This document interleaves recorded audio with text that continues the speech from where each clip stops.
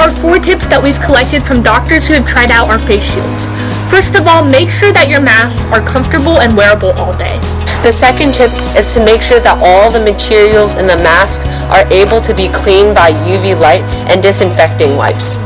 Some materials that work are transparency film, foam, and elastic. For the whatever clear thing that you're putting as the shield, make sure you test it ahead of time with an alcoholic wipe and make sure it doesn't leave behind a fogged up hazy residue. Our third tip is to make sure to leave enough space between the forehead and the edge of this clear mask. You can see that we have a good couple inches right here. The reason is that doctors wear goggles and masks underneath the face shield.